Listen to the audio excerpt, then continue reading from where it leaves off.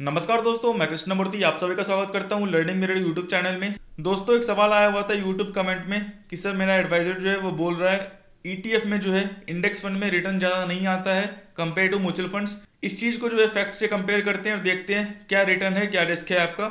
Video अच्छा लगे तो लाइक करना, सब्सक्राइब करना और शेयर करना। ये देख लो, मैं हमेशा इसलिए बोलता हूँ आपको रियलिस्टिक रिटर्न पे हमेशा जो है वर्कआउट किया करो, क्योंकि आपको लॉन्ग टर्म में रियलिस्टिक रिटर्न पे ही आपको रहना है। उससे ऊपर रिटर्न आपको जो है एक्सेप्शनल केसेस में आ सकते हैं। तो यहाँ पे देख लो, आपको लास्ट 2 इयर्स का रिटर्न 26-25% का है। जैसे ही आप, ये लार्ज कैप फंड है आपका, जैसे ही आप 10 इयर्स के रिटर्न में जाते हो यहाँ पे 13%, 15%, 12%, 14%, तो आपको रियलिस्टिक रिटर्न जो है 12 to 15% के बीच में रखना होगा। वो हमेशा ध्यान रखना, जो भी आप गोल प्लान करते हो उसका जितना कम रिटर्न हो उतना अच्छा रहेगा। 12 to 15% के हिसाब से आप गोल प्लान कर सकते हो। ये आपका मल्टी कैप, फ्लेक्सी कैप का रिटर्न है। जो डाटा है वो लिया गया है मनी कंट्रोल से, तो सब कुछ यहाँ पे क्लियर है आपका। 13/3 मतलब 13 मार्च का ये डाटा है। जो भी है यहाँ पे देख लो, आपका मल्टी कैप फ्लेक्सी कैप का जो रिटर्न है वो यहाँ पे लास्ट 2 इयर्स में रिटर्न आपको ये दिख रहा होगा। मैं फिर से बोलता हूँ, जो लास्ट 1 ईयर 2 ईयर का रिटर्न है वो देख के आप गोल प्लान मत करेंगे, वो देख के आपको इन्वेस्टमेंट नहीं करना है, आपको निराशा होने वाली है लॉन्ग टर्म में। यहाँ पे लास्ट 10 ईयर्स का रिटर्न देख लो, 16%, 15%, 10%, 13%। तो मैंने क्या बोला है, 12 to 15% के आसपास ही अपना गोल प्लान करना। मिड कैप में थोड़ा एक्स्ट्रा रिटर्न है आपको, लेकिन वहां पे मोमेंटम रहेगा आपको, वो चीज ध्यान रखना। लास्ट 5 इयर्स का रिटर्न देख लो, मिड कैप में 10, 13, 16, 13, लेकिन लास्ट 10 इयर्स का जो रिटर्न है वो है 19, 17%। तो यहाँ पे मिड एंड स्मॉल कैप में एक चीज ध्यान रखना, रिटर्न आपको लॉन्ग टर्म में एक साइकिल वेट करना पड़ेगा। एक साइकिल मतलब 10 ईयर्स, पूरा मार्केट साइकिल। और यहाँ पे आपको वोलेटिलिटी जो है देखने को मिलेगा। ये आप बोलोगे कि मुझे 70%, 80% डाउनफॉल नहीं देखना पोर्टफोलियो में, तो आप मिड कैप के लिए नहीं बने हुए हो, वो चीज ध्यान रखना। ठीक है, वैल्यू फंड ये हो गया। और आपका ईएलएसएस फंड, आपका जो टैक्स सेविंग फंड है, उसका रिटर्न आपको देख लो लास्ट 10 ईयर्स का 13%, 15%। तो ओवरऑल जो एवरेज रिटर्न है आपका वो 12 to 15% का ही है, चाहे कोई सा भी फंड ले लो, large cap, flexi cap, mid cap, जो भी है। इसीलिए बोलता हूँ रियलिस्टिक रिटर्न मतलब 12 to 15% के आसपास ही रहना। ये जो है आपका म्यूचुअल फंड्स का रिटर्न है। अब मैं दिखाने वाला हूँ ईटीएफ में रिटर्न क्या है, तो चीजें जो है क्लियर हो जाएंगी आपको। यहाँ पे देख लो, मैंने बताया हुआ है niftyindices.com ओपन कर लेना, और वैल्यू रिसर्च ऑनलाइन.com है। यहाँ पे मैं फंड्स पे क्लिक कर रहा हूँ। जैसे ही मैंने फंड्स पे क्लिक किया, यहाँ पे देख लो आपको रिटर्न जो है दिख जाएगा। लास्ट 10 इयर्स का रिटर्न, लार्ज कैप का 13% एवरेज रिटर्न है। ये जो है आपका एक फंड का रिटर्न नहीं है, जो इसमें लार्ज कैप में जितने फंड्स हैं उसका एवरेज रिटर्न 13% का है। लार्ज एंड मिड कैप का एवरेज रिटर्न 15.38% का है लास्ट 10 इयर्स में। फ्लेक्सी कैप का एवरेज रिटर्न 14.20% का है। मिड कैप का फिलहाल अभी दिखाया नहीं गया आपको यहाँ पे। मिड कैप का आपको 18.12% का है। स्मॉल कैप का 19.16% का है। लेकिन मिड एंड स्मॉल कैप में आपको मोमेंटम देखना होगा, वो चीज ध्यान रख लेना।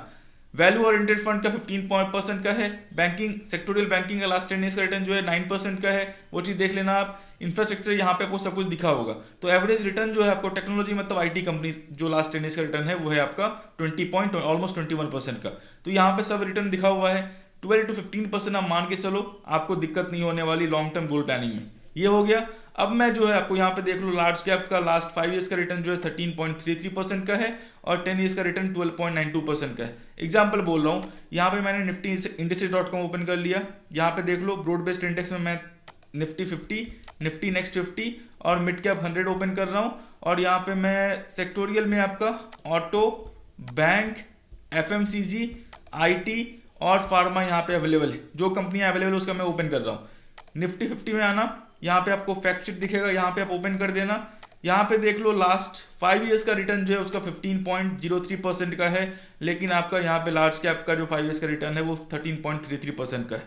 तो जो बोल रहे हैं कि मतलब म्यूचुअल फंड्स में रिटर्न आपको ज़्यादा मिलता है, मैं आपको क्लियर कर दूंगा, जितना आप लॉन्ग टर्म जाओगे उतना जो है मुश्किल है फंड मैनेजर को इंडेक्स बीट करना, वो चीज़ ध्यान रखना। कुछ एक फंड्स ही आपको बीट कर पाती है, तो ध्यान रखना, कोई जरूरी नहीं है आपको इंडेक्स में इन्वेस्ट करना है, आप कहीं भी इन्वेस्ट कर सकते हो। बस आपका गोल जो है वो फिक्स होना चाहिए कि मुझे 12 to 15% के आसपास ही गोल प्लानिंग करनी है। अगर वो आपका फिक्स है तो फिर दिक्कत नहीं होने वाली। ठीक है, यहाँ पे देख लो, सिंस इंसेप्शन रिटर्न 11.30% का है। 1995 में ये इसका बेस रेट लिया गया था। ऑलमोस्ट डिविडेंड मिला के जो है ऑलमोस्ट 13% का रिटर्न होगा इसका। ठीक है, ये आपका जूनियर बीज है निफ्टी नेक्स्ट 50, इसका मैं ओपन कर रहा हूँ। यहाँ पे देख लो, लास्ट 5 इयर्स का रिटर्न जो है ये निफ्टी 50 से कम का है। 12% का रिटर्न है इसका डिविडेंड मिला के, लेकिन इसका लॉन्ग टर्म का रिटर्न जो है वो ऑलमोस्ट 16% का, डिविडेंड मिला के ऑलमोस्ट 17.5% का है। ठीक है, बेस डेट जो है 1996 का है। ये चीज समझ गए। अब मैं यहाँ पे आ रहा हूँ मिड कैप 100 का मिड कैप 100 में देख लो आपको फैक्ट शीट ओपन कर रहा हूँ यहाँ पे लास्ट 5 ईयर्स का रिटर्न 12.52% का है, बिल्कुल सेम है। मैं यहाँ पे ओपन कर लेता हूँ। यहाँ पे देख लो मिड कैप में लास्ट 5 ईयर्स का जो रिटर्न है आपका, ये 5 ईयर्स रिटर्न ये रहा ना, ये देख लो 14, 10, 13, 16, 16, 13, 13, 11, 17, 13, 20, 11। ऑलमोस्ट जो एवरेज रिटर्न है इसका उतना ही होने वाला है, जो भी आपका इंडेक्स रिटर्न ऑलमोस्ट ये डिलीवर किया हुआ है 13% का। तो समझ में आ चुका है क्या है नहीं है आपको। ऐसा नहीं है कि इंडेक्स आपको रिटर्न दे रहा 13%, आपको 130% रिटर्न मिलेगा म्यूचुअल फंड्स में। आपको ऊपर नीचे होता रहेगा, ठीक है। थोड़ा कोई फंड अच्छा परफॉर्म कर रहा है, कोई फंड बुरा परफॉर्म कर रहा है, आपको वो ट्रैक करना होगा, ठीक है। हार्डली जितना लॉन्ग टर्म जाओगे, हार्डली आपको जो डिफरेंस होगा, जो अल्फा होगा, अल्फा मतलब जो आपका इंडेक्स रिटर्न है उससे ऊपर कितना जनरेट कर रही है आपका फंड हाउस, वो बहुत कम होता रहेगा। वो चीज़ ध्यान रखना। लास्ट सिंस इंसेप्शन जो है 2003 से जो इसका इन्वेस्टमेंट आप किए होते हैं, लमसम रिटर्न है वो 21% CAGR का होता। अब जो है ये ऑटो इंडेक्स है, सेक्टोरियल इंडेक्स है, इसका मैं फैक्ट शीट ओपन कर लेता हूँ। सेक्टोरियल लास्ट 5 ईयर से परफॉर्म नहीं की हुई है। 5 ईयर्स का रिटर्न जो है वो लमसम रिटर्न 3.56% का है, ऑलमोस्ट 4% का डिविडेंड मिला के। लेकिन सिंस इंसेप्शन 2004 से इसका बेस रेट दिया गया है, उसका सिंस इंसेप्शन रिटर्न जो है 16% का है। जो भी यहाँ पे होल्डिंग्स है यहाँ पे आपको दिख रहा होगा। अब मैं बैंकिंग का आ रहा हूँ। बैंकिंग में जो है आपको फैक्ट शीट ओपन कर दे रहा हूँ। फैक्ट शीट एक चीज़ ध्यान रखना, बैंकिंग वाले में जो लास्ट 5 ईयर्स का रिटर्न है वो है 12.35% का। मैं यहाँ पे ओपन कर लेता हूँ म्यूचुअल फंड्स। यहाँ पे देख लो बैंकिंग जो है आपका टेक्नोलॉजी बैंकिंग, यहाँ पे देख लो लास्ट 5 ईयर्स का रिटर्न जो है आपका वो है 12.95% का। कोई डिफरेंस है ज़्यादा। लास्ट 5 ईयर्स का रिटर्न जो है banking mutual fund sectoral mutual funds में जो है एवरेज रिटर्न जो है आपका नहीं, ये आपका जो है 8.09% का है। यहाँ पे देख लो सेक्टोरियल बैंकिंग है, बैंकिंग में जो आपका रिटर्न है वो 8.09% का है, लेकिन ETF में जो रिटर्न है आपका वो 12.35% का है। ये आपका ऊपर ही है। क्यों होता है ऐसा सेक्टोरियल फंड में? सेक्टोरियल फंड में आप एक्स्ट्रा जो है आप एक्सपेंस रेशियो पे करते हो। फिलहाल जो फंड हाउस लॉन्च कर रही है फंड, उसमें जो एक्सपेंस रेशियो कम है आपका, लेकिन तब भी बोल रहा हूँ सेक्टोरियल और थीमेटिक फंड में खास करके जो थीम बेस्ड पे इन्वेस्टेड है आपका, उसमें एक्सपेंस रेशियो थोड़ा बहुत ज़्यादा रहेगा। तो वो चीज़ आप ट्रैक करते रहना। जिनका सवाल था कि म्यूचुअल फंड जो परफॉर्म नहीं करता, ETF परफॉर्म नहीं करता म्यूचुअल फंड के मुकाबले, म्यूचुअल फंड अच्छा रिटर्न देता है, वो चीज़ जो है देख लेना एक बार। 12.35% का रिटर्न है आपका, यहाँ पे देख लो 8% का रिटर्न है। तो ये चीज़ आप समझ गए, यहाँ पे आपको क्लियर हो चुका है। FMCG में जो है मैं फिर से क्लियर कर दूं, यहाँ पे फैक्ट शीट ओपन कर रहा हूँ। FMCG परफॉर्म किया हुआ है, मैं फैक्ट शीट पे क्लिक कर रहा हूँ, ये ओपन हो चुका है। यहाँ पे देख लो इसमें 26% होल्डिंग जो है, यहाँ पे मैं देख लो 26% होल्डिंग जो है ITC का है। ITC सिर्फ डिविडेंड दी, ITC जो है लास्ट 5 ईयर्स में चली नहीं, लेकिन तब भी आपका निफ्टी FMCG में अगर आपका लमसम इन्वेस्टमेंट होता, सिर्फ में हमेशा ध्यान रखना इससे ऊपर रिटर्न मिलेगा आपको। मार्केट मान लो साइडवेज है या थोड़ा बहुत डाउनफॉल में है तो 12% रिटर्न मिलता है आपको। अगर आपको सिर्फ FMCG ETF में इन्वेस्ट किए होते लास्ट 5 ईयर्स में, तो सिंस इंसेप्शन 1996 से इसका बेस रेट लिया गया है, 16-17% रिटर्न है आपका सिंस इंसेप्शन आपका। ये चीज आपको दिख गई होंगी। 9.72% का जो है आपका 5 ईयर्स का रिटर्न है, डिविडेंड मिला के 11.52% का है। डिविडेंड यहाँ पे जो है NAV में ऐड होता है, वो चीज ध्यान रखना, आपके बैंक अकाउंट में नहीं आएगा। करेक्ट, ये आपका हो गया FMCG का। अब मैं IT दिखा दे रहा हूँ आपको, IT फैक्ट शीट ओपन कर रहा हूँ मैं। IT का देख लो आपको 5 ईयर्स का जो रिटर्न है, ये IT नहीं है, FMCG है आपका। मैं क्लियर कैंसिल कर रहा हूँ इसको। IT का जो है मैं फैक्ट शीट ओपन कर रहा हूँ, दिखा दूंगा आपको मैं, यहाँ पे उसको ओपन कर रहा हूँ।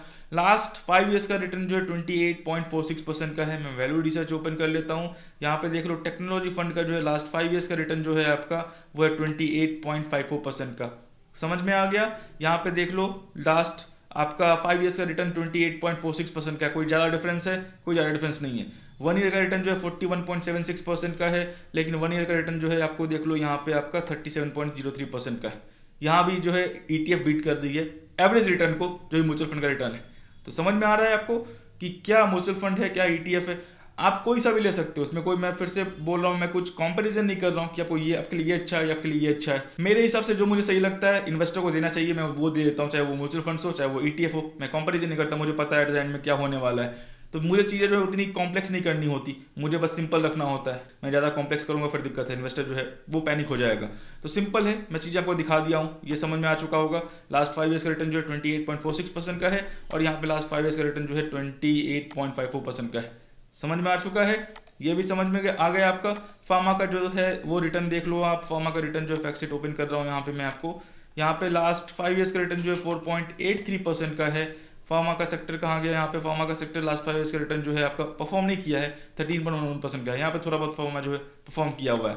सिंस इंसेप्शन रिटर्न जो है ऑलमोस्ट 14% का है, 2001 का जो है बेस रेट लिया गया है। तो ऐसे करके जो है आप देख सकते हो जो भी है, ज़्यादा डिफरेंस नहीं है आपको, जो भी आपके स्टॉक्स होंगे यहाँ पे आपको दिख जाएंगे, टॉप 10 स्टॉक्स ईटीएफ में कौन से हैं, किसका वेट ज़्यादा है, यहाँ पे आपको दिख जाएगा, उसके हिसाब से आप डिसीजन ले सकते हो। मैंने बता दिया है ईटीएफ म्यूचुअल फंड्स में क्या डिफरेंस है, कोई ज़्यादा फर्क नहीं पड़ता। अगर आपका गोल फिक्स है, आप रियलिस्टिक रिटर्न पे जो है बिलीव कर रहे हो, तो अगर आपका रिटर्न ही 30% 35% का है, अनरियलिस्टिक है जिसको आप अचीव नहीं किया जा सकता, या फिर आप एक्सपोनेंशियल रिटर्न जो है अचीव करना चाहते हो अपने एक्सपर्टीज से, मैं फिर बोल रहा हूँ वो जो है पॉसिबल नहीं है लॉन्ग टर्म में। तो बिल्कुल चीज़ें क्लियर हैं, आप ईटीएफ ले, म्यूचुअल फंड्स ले, तो चीज़ें क्लियर रखें, आपको दोनों में रिटर्न बिल्कुल जो है सेम है, आपको दिखा दिया मैंने, सब कुछ दिखा दिया, हर सेक्टर का दिखा दिया, और आपको क्या बोलते हैं ब्रॉड बेस्ड का दिखा दिया, थीमेटिक का दिखा दिया, आपको सेक्टोरियल का दिखा दिया।